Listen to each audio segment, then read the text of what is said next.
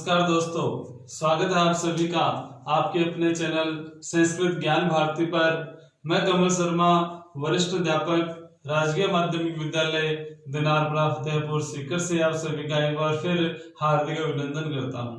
दोस्तों, हम अपनी जो कक्षाएं हैं वो रीट को आधार मानकर चला रहे हैं, तो उसमें हम वर्ण विचार पढ़ चुके, संधियां हमारी चल रही है। संधियों में हमने मुख्य जो 5 संधियां होती है वो पढ़ ली। इसके बाद हम जो संधि अगली पढ़ रहे थे तो वो संधि थी हमारी पररूप जो संधि हम पढ़ रहे हैं उसमें हमने एक सूत्र पढ़ लिया, एक वार्तिक पढ़ लिया। अब इसके बाद इसमें एक वार्तिक और आता है, उसका अध्ययन हम करते हैं। तो इसके बाद जो वार्तिक आता है वो वार्तिक क्या है, देखिए उसको हम जानते हैं। तो वार्तिक है ओमांगोष्ठ। वार्तिक है ओमांगोष्ठ। ये वार्तिक क्या कहता है हम इसको जानते हैं कि ये वार्तिक हमें क्या बताता है। इस वार्तिक के अनुसार इसमें 2 पद हैं, एक तो है ओम और दूसरा है आंग, ओम या आंग। और इसमें 2 है, आंग और ओम।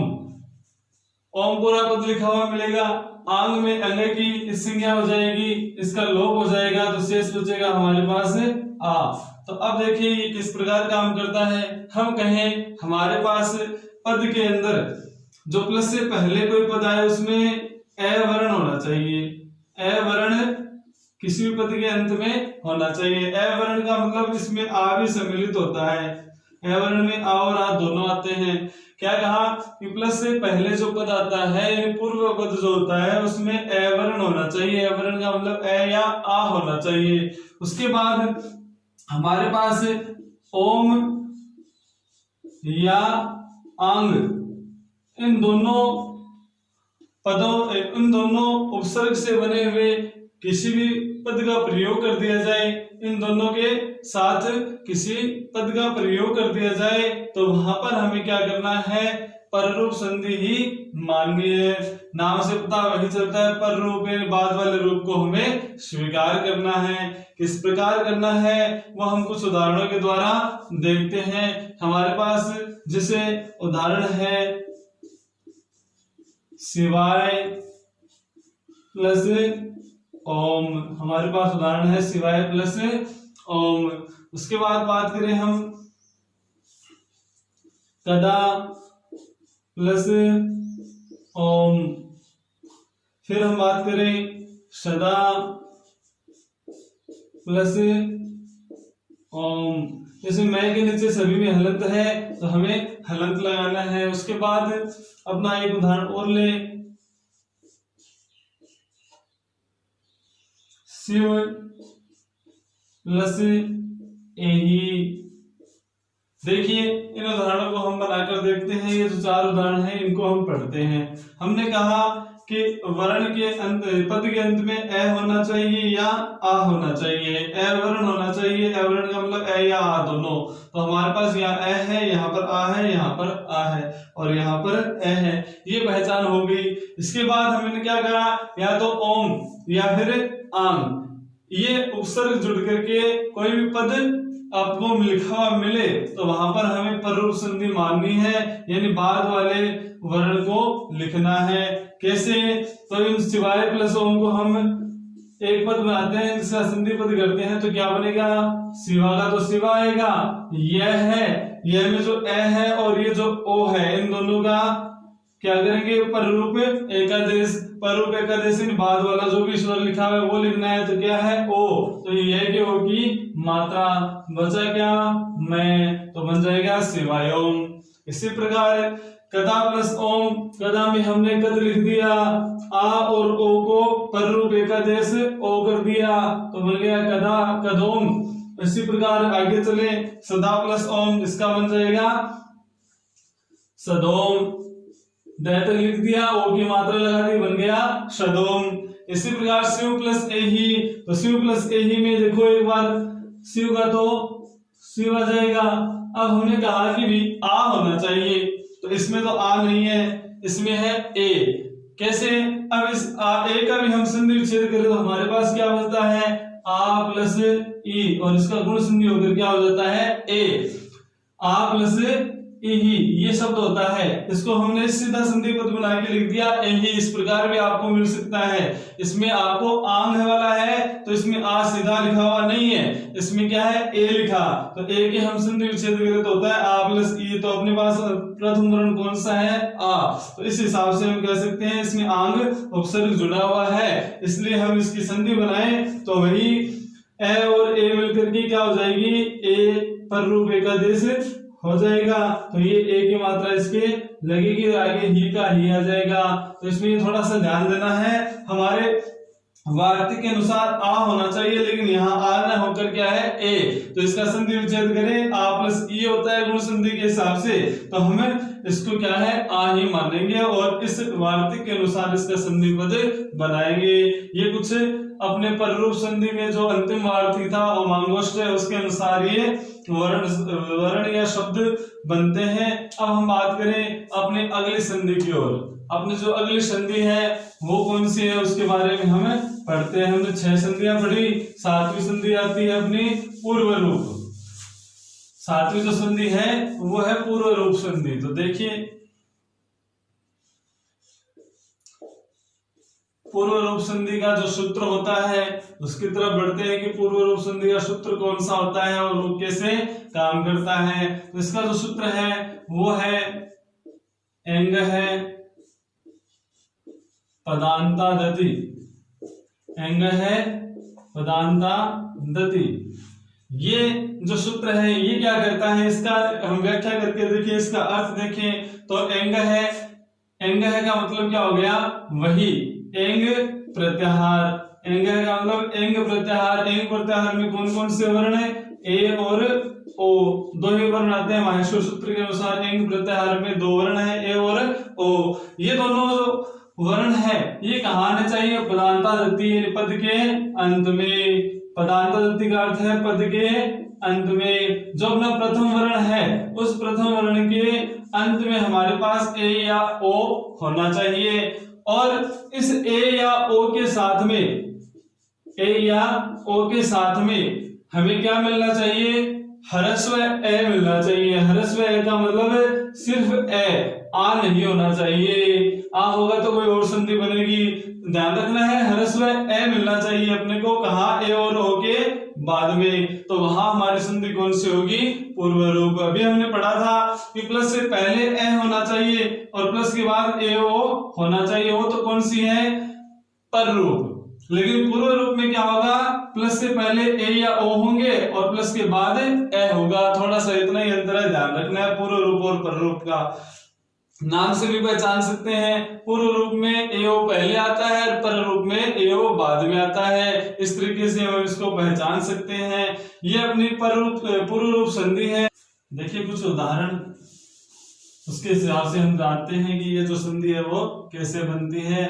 इससे पहले देखिए कि हमारे पास प्लस से पहले तो ए होगा और प्लस के बाद ए होगा। इसी हिसाब से प्लस के पहले ओ होगा और प्लस के बाद ए होगा। ध्यान रखना है ए ही होना चाहिए, आ नहीं होना चाहिए। तो पूर्व रूप इसका बना दिया जाएगा। इस तरीके से हम इसकी संधि पद करेंगे। साथ में हमें ये ध्यान रखना है कि ये जो ए है ना ए, इसको हमें इसके अवग्रह चिन्ह में ए को अवग्रह चिन्ह कौन सा होता है जिसे हम एस या 5 लिखते हैं उस हिसाब से हमें क्या करना है इसका अवग्रह चिन्ह लिखना है। कैसा ये इसका अवग्रह चिन्ह होता है। हमें क्या करना है जब हम संधि पद बनाए तो ए के स्थान पे तो ए आ जाएगा, फिर ये जो ए बचेगा इसको हमें इस रूप में लिखना है। कैसे लिखना है इसे हम अवग्रह चिन्ह बोलते हैं। कैसे लिखना है उसको हम कुछ उदाहरणों के द्वारा जानते हैं। जैसे हमारे पास उदाहरण है हरे प्लस अव, फिर अपना जो दूसरा उदाहरण आता है वो है विष्णु प्लस अव, फिर आता है को प्लस अपि, को प्लस अपि। फिर अपना जो उदाहरण आता है वो आता है निर्धनो प्लस अपि, निर्धनो प्लस अपि। फिर अपना उदाहरण है गृहे अपने पास मान लो कि अपने पास 4 तो ये दे दिए, फिर हम देखें कि 2 अपने को क्या करना है, विच्छेद करना है। तो गृहे अस्मि, गृहे अस्मि। और फिर हम एक उदाहरण और ले, वो है मुरारे अव, मुरारे अव। अब हमें क्या करना है, इन दो का तो संधि विच्छेद करना है और इनका संधि पद बनाना है। तो अपनी पहचान क्या है, ए या ओ होना चाहिए। तो अपने पास ए या ओ है, उसके बाद हमें ए होना चाहिए, तो ए है। हमें इनका विच्छेद करना है, कैसे करना है, तो है रे, ए के स्थान पे ए के बाद ए आ रहा है, इसलिए हमें पूर्व रूप करना है। तो पूर्व में क्या लिखा है, ए की मात्रा, तो हमें क्या करना है, हरे को वैसा का वैसा ही लिखना है। अगर जो आगे ए है, मैंने कहा इसका अवग्रह चिन्ह लिखा जाएगा, तो अवग्रह चिन्ह हम यहाँ पे लिख देते हैं। बचा क्या, वह, ये अपना क्या बन गया, संधि पद बन गया, हरे अव। ऐसे ही हम विष्णु अव, इसका संधि विच्छेद संधि पद बनाए, तो अपने को कुछ नहीं करना है, इसको सिर्फ जोड़ के लिखना है। ए के स्थान पे अवग्रह चिन्ह लिखना है, अपना पद बन गया, और कुछ नहीं करना। फिर हम कहें कोपी, इसमें भी कुछ नहीं करना, हमें जोड़ के लिखना है, ए को अवग्रह रूप में लिखना है और अपना पद बन जाएगा क्या, कोपी, ये पद बन गया। इसी हिसाब से निर्धनों के साथ में भी जोड़ना है, तो ये भी वैसा का वैसा ही, कुछ नहीं करना है, इसको सिर्फ जोड़ के लिख दो, ए को अवग्रह रूप में लिख दो, बन गया निर्धनों की। फिर इसके बाद बात करें, अब अपने को विच्छेद करना है, तो हमारे को ऐसा उदाहरण मिल जाए जिसमें ए का अवग्रह रूप लिखा हुआ है, तो अपने आप पता चल जाएगा इसमें संधि कौन सी है, पूर्व रूप। अगर हमारे पास ए का अवग्रह रूप मिलता है तो संधि पूर्व रूप होती है। फिर विच्छेद कहां से करना है, जहां हमें ये रूप मिल जाए वहीं से। तो इससे पहले वाला प्लस से पहले लिख दो और ए को अपने मूल रूप में, कौन से रूप में, इस रूप में, इस वास्तविक रूप में लिख दो और संधि विच्छेद हो जाएगा। तो देखो जैसे हम लिखे गृहे, इसके साथ प्लस का चिन्ह लगा दो। अब बचा क्या, ए, तो ए को अपने मूल रूप में लिख दो और आगे जो शेष बच गया उसको हम लिख देते हैं, तो बन जाएगा गृह प्लस अस्मि। अब जैसे मुरारे है, तो मुरारे को पहले लिख दो और उसके बाद ए को अपने मूल रूप में लिख दो, क्या हो जाएगा, मुरारे प्लस अव। ये इस प्रकार अपने जो पूर्व रूप संधि है वो बनती है। इसमें ज्यादा कुछ नहीं करना, एक सूत्र याद रखना है। सूत्र बिनर है तो ये थोड़ा सा ध्यान रखना है कि आपके पास ए के बाद ए आए तो इसको जोड़ के लिखना है और ए को अवग्रह रूप में लिखना है, और कुछ नहीं करना, इतना सा ध्यान रखना है, अपनी पूर्व रूप संधि बनती है। इस प्रकार ये संधि है। अब हम आगे वाली जो संधि है वो बढ़ते हैं प्रकृति भाव। देखिए ये अपनी पूर्व रूप। अब इसके बाद जो अगली संधि हमें पढ़नी है वो कौन सी है, अभी बताया, जैसे प्रकृति भाव। अंतिम संधि, स्वर संधि का जो अंतिम भेद है वो है प्रकृति भाव, प्रकृति भाव संधि। ये अपने अंतिम संधि है प्रकृति भाव संधि। स्वर संधि के अंतर्गत आगे व्यंजन संधि आएगी। तो देखिए इसमें हमें जो सूत्र है वो पढ़ना है। उससे पहले एक बात जान ले कि प्रकृति भाव संधि वो होती है जिसमें हमें कोई भी परिवर्तन नहीं करना होता, जिसमें कोई भी परिवर्तन नहीं करना, जैसा पद आए वैसा का वैसा ही हमें उतारना है, सिर्फ प्लस को हटाना है, कोई भी परिवर्तन नहीं करना। वो प्रकृति भाव संधि होती है। दो पद होते हैं, दोनों पदों में संधि भी मानी जाती है प्रकृति भाव, लेकिन उसमें कोई भी परिवर्तन नहीं होता, सिर्फ प्लस को हटा देते हैं और पूरा पद लिख देते हैं, वो प्रकृति भाव संधि है। इसका जो सूत्र है वो कौन सा है, देखिए प्लुत प्रगृह्य, प्लुत प्रगृह्य अचि नित्यम, प्लुत प्रगृह्य अचि नित्यम, ये इसका सूत्र है। ये सूत्र क्या कहता है, हमें देखना है कि ये जो प्लुत है, ये प्लुत तो क्या है, हमने पढ़े थे वर्ण विचार में स्वरों के भेदों में एक प्लुत स्वर था, वो हमने पढ़ा था। इसके बाद इसके बाद ये तो प्लुत स्वर होता है, हमने पढ़े 3 प्रकार के स्वर, ह्रस्व, दीर्घ और प्लुत, वो तो है प्लुत स्वर। इसके बाद है प्रगृह्य। प्रगृह्य, ये प्रगृह्य एक संज्ञा होती है, तो इसका मतलब है प्रगृह्य संज्ञक। और अच्छी का मतलब है अच, और नित्यम का मतलब है हमेशा, यानी कि हमेशा, आवश्यक रूप से। तो इसका हम व्याख्या करके देखें कि हमारे पास प्लस से पहले क्या आएगा, प्लुत स्वर होना चाहिए। प्लस से पहले या तो हमारे पास क्या होना चाहिए, प्लुत स्वर, या फिर हमारे पास कोई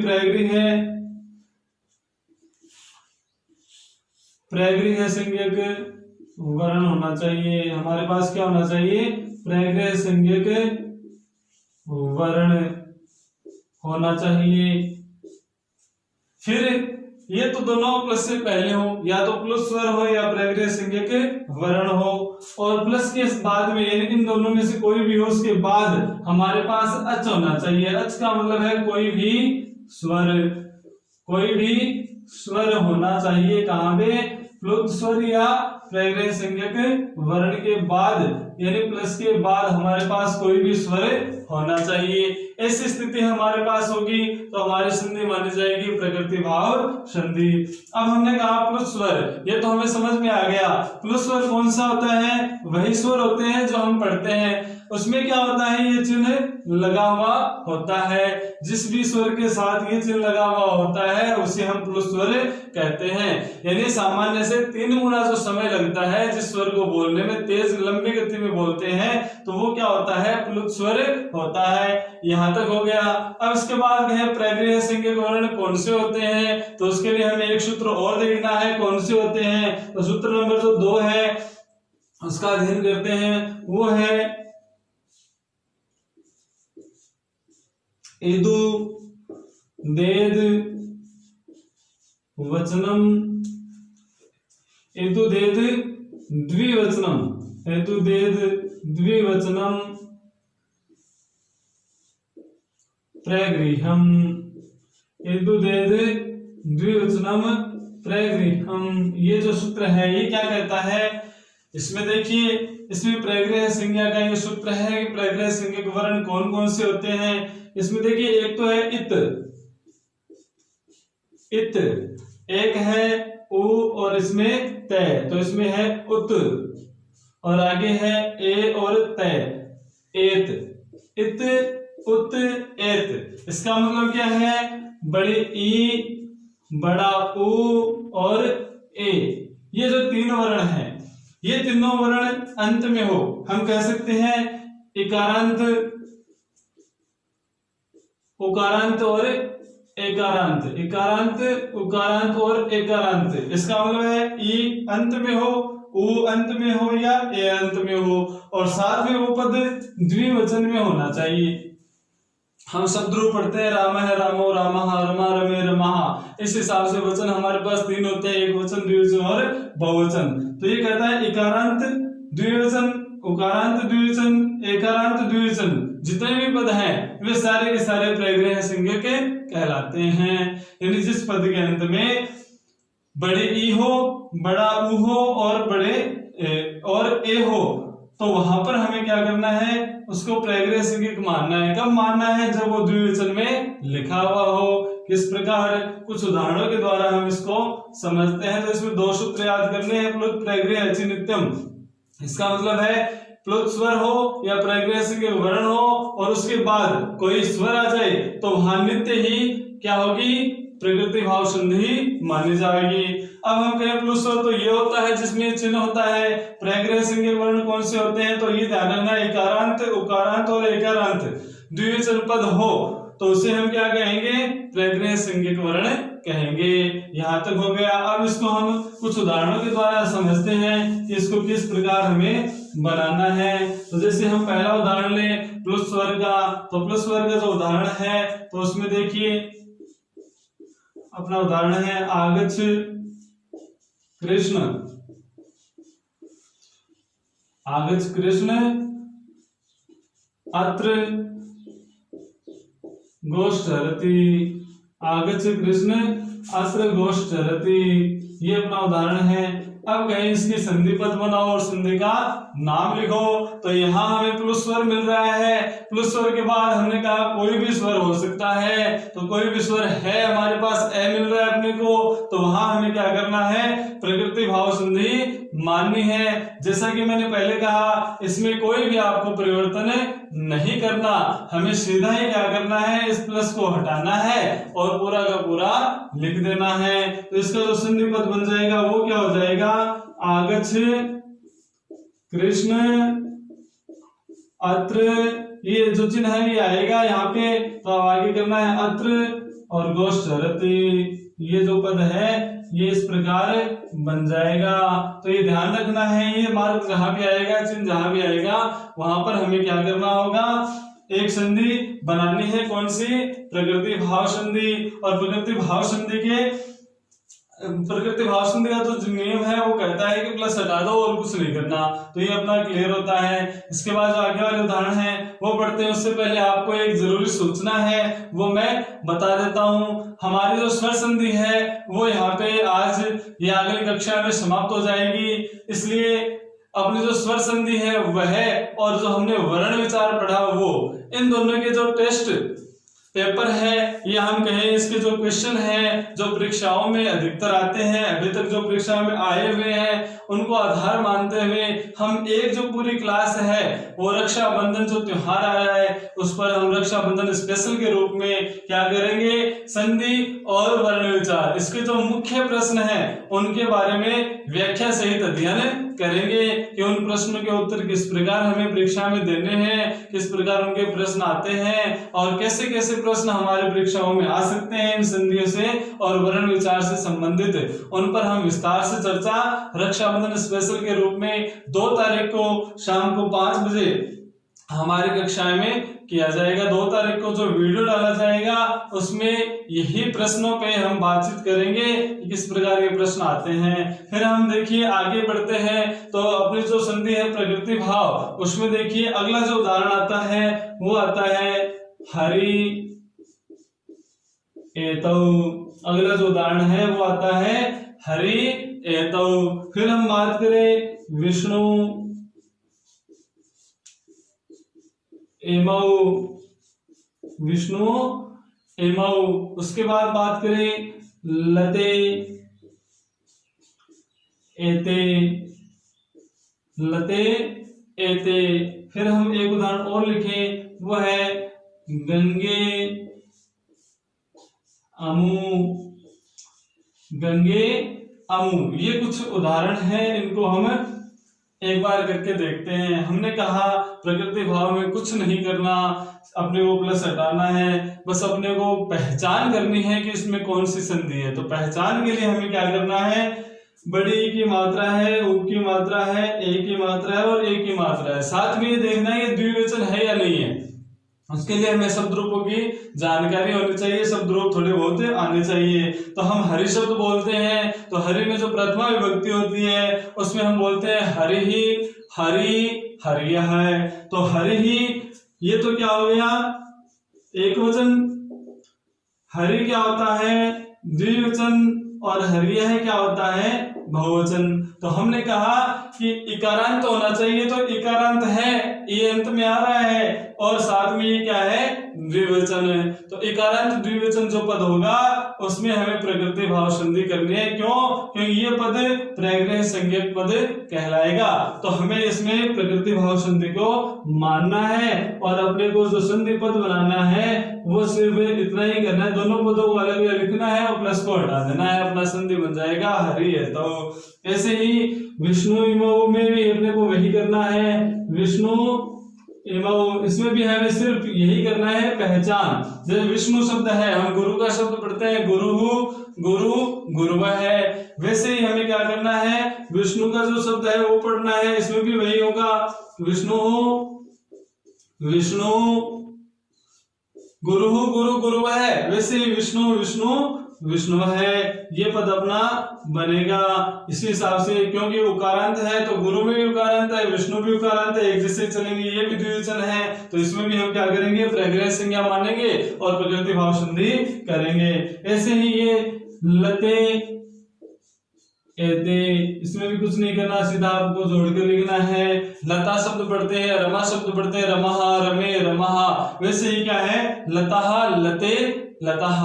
तो लते द्विवचन होता है, इसलिए हमने क्या है जैसा था वैसा लिख दिया, प्रायग्रह है। ऐसे ही गंगा शब्द है, जैसे रमा होता है लता होता है, वैसे ही गंगा होता है, गंगा गंगे गंगाः, इस प्रकार इसका रूप चलता है। तो इसमें भी आपको कुछ नहीं करना, ये सीधा का सीधा लिख देना है कि गंगे अमु, इसमें हमें प्लस को हटाना है, दोनों शब्दों को अलग अलग लिखना है, अपने संधि पद बनेगा।